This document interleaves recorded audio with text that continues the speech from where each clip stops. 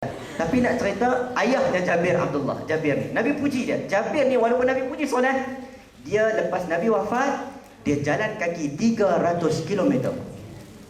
Jalan kaki 300 km pergi ke rumah Abdullah bin Unais. Nabi dah kata, kau soleh, engkau mukmin. Patut dia relax ya. Nabi kata aku soleh, aku mukmin. Kalau kawan tu kata hang jahat pun tak jadi. Nabi yang kata. Tapi lepas Nabi wafat, dia jalan kaki 300 km untuk ambil hadis daripada Abdullah bin Unais. Abdullah baca satu hadis, kemudian habis hadis tu, dia kata, Abdullah, terima kasih, aku nak patah balik ke Madinah. Abdullah kata, itu je, satu hadis je? Ya, satu hadis. Sanggup tak jalan 300 km untuk dapat satu hadis? Naik flight pun belum tentu. Betul tak? Tapi nak kata mukmin tetap pentingkan ilmu. Abdullah bin Abbas mukmin. Nabi kata, Nabi doa ada, Allahumma faqih fid din wa 'allimhu at-ta'wil. Ni dia akan faqih dalam ilmu agama, dan aku harap engkau ini pandai ilmu tafsir Al-Quran.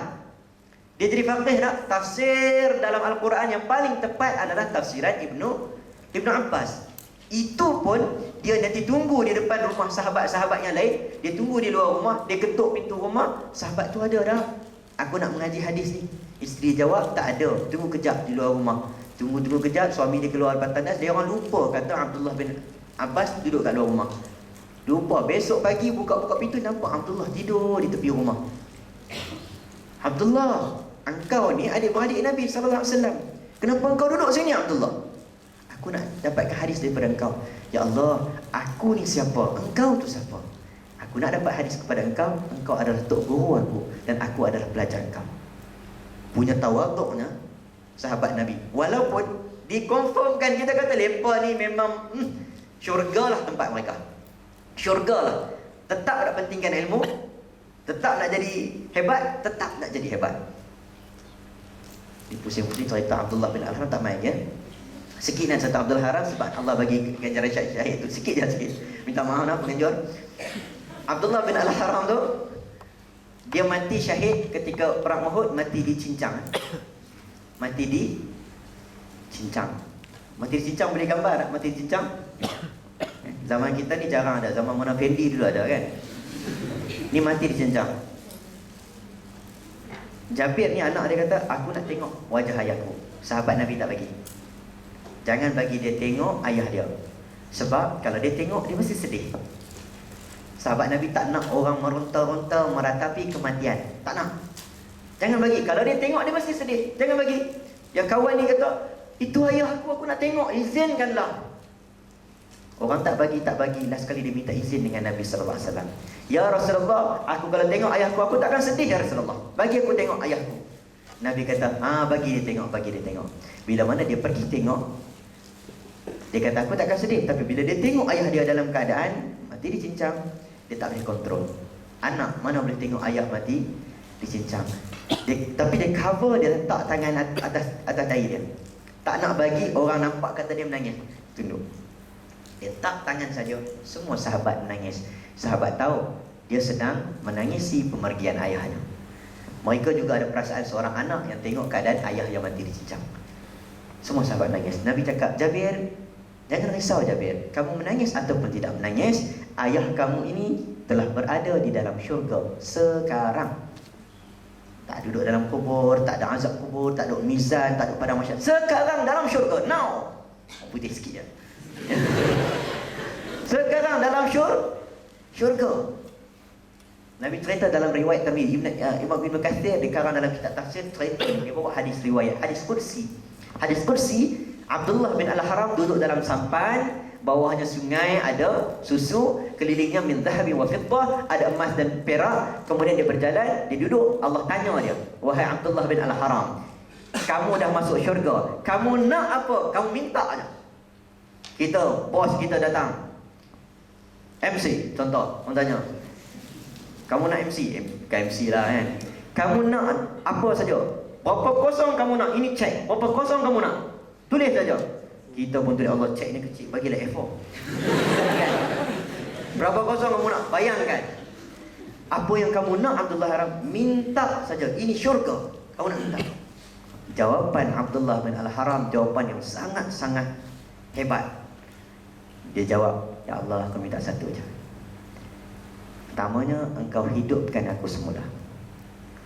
Kemudian engkau matikan aku semula seperti mana aku mati sebentar tadi, iaitu mati di cincang. Dahsyat dari minta macam tu. Sangat-sangat dahsyat. Sebab apa dia minta mati di cincang? Kata ulama, tidak ada lain dan tidak bukan sebab Abdullah bin Al-Haram sudah nampak syurga. Sebab itu dia minta untuk mati sebentar tadi, macam tadi. Dia dah duduk dalam syurga, dia dah nampak syurga. Ya Allah, ini lebih seronok daripada mati sebentar tadi. Dia seronok nak mati seperti sebentar tadi. Kita nampak tak syurga? Nampak tak? Tak nampak tak? Nampak tak neraka? Tak nampak.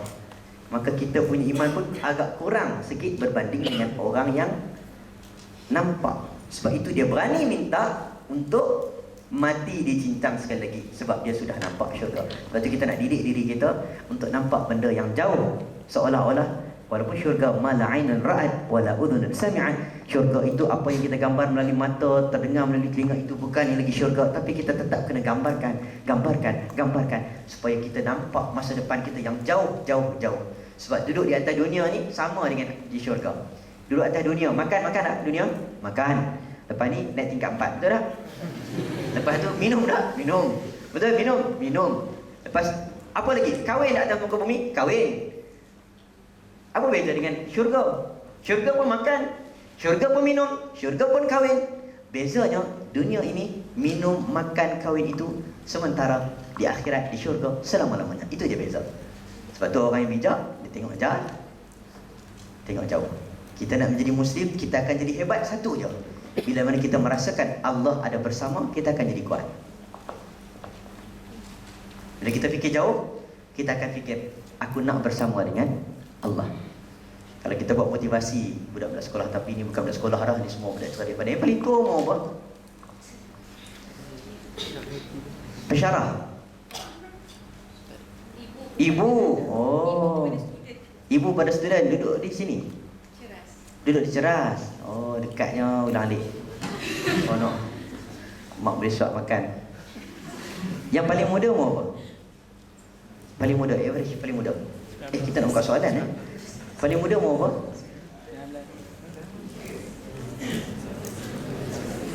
16. 18 Lepas SPM terus datang sini. 18 paling muda. Lebih kurang berapa? 18. 19. Lebih kurang 19 tahun. Oh, muda betul ya. Kita nak buka soalan dah, senang sikit lah. Saya tengok 10.30 dah, cepat masa berlalu. Saya baru turun, baru sampai daripada Johor. Pagi semalam program habis kat pukul 12 lebih. Lepas tu pecutan sampai ke KL. Nasib baik kuliah subuh dibatalkan. Jadi kuliah Tuha sini. Lepas ni cepat-cepat pula nak balik ke Penang. Flight pukul 2 lebih, pukul 3 lebih. Tapi kita dapat rasa beza hidup kita. Saya tak pandai sangat, tapi sepenjak Allah pilih jadi imam muda ni. Bukan suruh pilih, Allah pilih. Kita rasa, oh, rupanya masa kita perlu untuk disibukkan. Kamu rasa kamu sibuk kan? Kamu rasa kamu sibuk dah, Allah hafal tu, hafal ni, tak sempat nak bercinta, tak sempat nak apa kan. Macam mana kami nak cari jodoh nanti, macam-macam main di fikiran pelajar-pelajar medik ya. Dia macam-macam, dia kosong, tak sempat ni tu. Saya rasa kalau kita pergi, kamu semua pergi ke negara Jepun, orang Jepun akan gelak kepada kita kalau kita kata kita sibuk.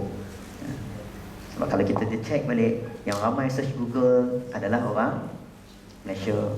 Yang ramai layari Facebook juga orang Malaysia.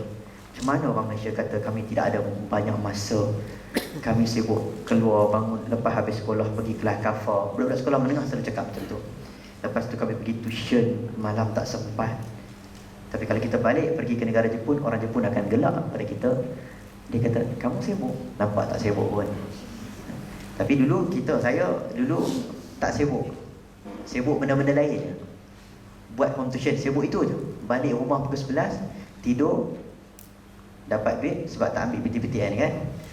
Tolak PTPTN, nak cari duit sendiri, cari duit sendiri, cari duit sendiri, cari duit sendiri.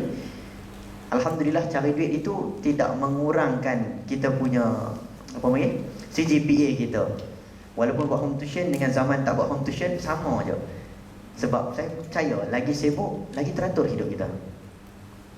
Kalau tak sibuk, apa pun tak boleh buat. Kita lagi leka, lagi macam-macam kita akan fikir, lagi lalai. Saya kalau sibuk 2-3 artikel boleh siap dalam kereta. Tapi kalau tak sibuk, ambil cuti seminggu, apa pun tak siap. Betul. Kita pula rasa, rupanya masa untuk kita korbankan, perjuangkan ini perlu. Sekarang sebab kita ada kodrat orang muda. Kamu ada kodrat sebagai orang muda, sebenarnya mempunyai masa. Masa ni seperti harta. Harta kita banyak bagi pada jalan Allah, kita akan kurang harta kita pada kemewahan diri kita sendiri. Kalau kita banyak bagi kepada kemewahan diri kita, kita akan kurang kepada jalan Allah. Sama macam masa. Masa banyak dikorbankan untuk agama kita, maka kita akan kurang masa dikorbankan untuk dunia kita. Kalau banyak korban untuk dunia, kurang untuk akhirat kita. Sama konsepnya. Kita ada banyak masa, tak ada masa. Kita memang tidak mempunyai masa. Ada tak masa nak dengar kuliah ni, program Subuh Muslim ni, tak ada masa. Tapi kita kena luangkan masa untuk hati kita. Nak cari masa luang tak jumpa. Kita yang kena luangkan masa. Kita sendiri yang kena pilih. Atur hidup betul-betul untuk menjadi yang terbaik, insya-Allah.